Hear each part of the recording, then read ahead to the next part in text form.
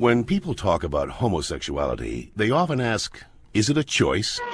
I heard it is. Hello, what's your name? Christian. Well, Christian, let's see what the latest science has to say. Oh, that. To help us, here are two gay people, George and Martha. Before we can answer, is it a choice, we must first determine what it means to be gay. How do you know you're a homosexual? The same way you know that you're straight. Since the 19th century, many theories about homosexuality have been offered that are untestable and contradictory. Male homosexuality is the result of an absent father and an overbearing mother. See ya. Stand up straight, dear. And the female homosexual has never recovered from her anger over not having the penis.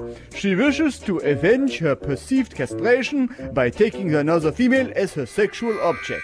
You're kidding me, right? Well, I've always been told that homosexuality is unnatural. Is it? In fact, homosexual relations are common in nature, including zebras, baboons, dolphins, sheep, buffalo, ducks, foxes, elephants, horses, gorillas, moose, house cats, pigs, mice, rabbits, swans, and lions, to name a few. Well, okay, but we're not animals. Human beings have free will. You don't just decide who to love. Settle down there, Martha.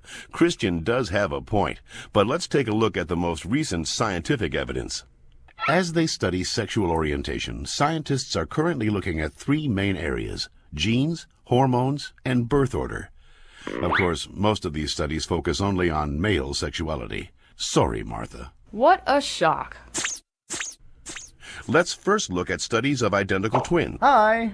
When one identical twin is a gay man, the other twin is gay up to 70% of the time, far higher than would occur if genes played no role. In fact, these studies show that genes play a greater role in determining sexual orientation than they do in whether or not you're right or left-handed. And we don't punish the left-handed. Well, not anymore. Let's get it! Scientists have recently noticed a striking statistical phenomenon. Studies show that having older brothers increases the odds of a boy being homosexual. Moms always baby the youngest, making them gay. No, that's not it. When a woman is pregnant with a boy, scientists are realizing that her female body often sees the male fetus as a foreign object and begins to produce antibodies against it. The more boys a woman has, the more adept her body becomes at feminizing the fetus, which may explain why with every successive boy, the odds that he will be gay go up significantly. All right, maybe you all accept it, but what about those people who started out gay and say they became straight by discovering God? What about ex-gay ministries? Even so-called ex-gay ministries don't claim to change a person's inner sexual desires, just his or her sexual conduct. We're still gay. If these places really work, why don't they all use the same technique? Why does each ministry experiment its own way? Well... And why have so many members and leaders recanted earlier claims that they were changed?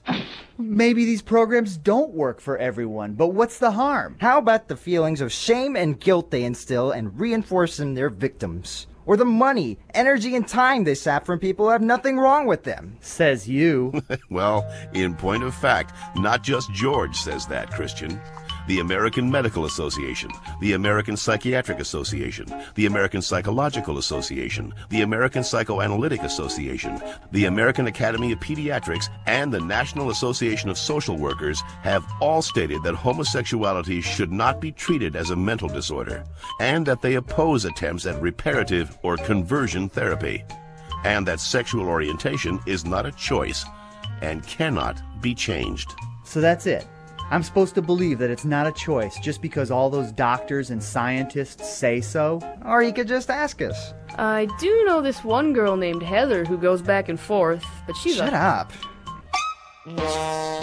The information in this educational cartoon is based upon studies that can be found in any university library, with the possible exception of the Bob Jones University in South Carolina.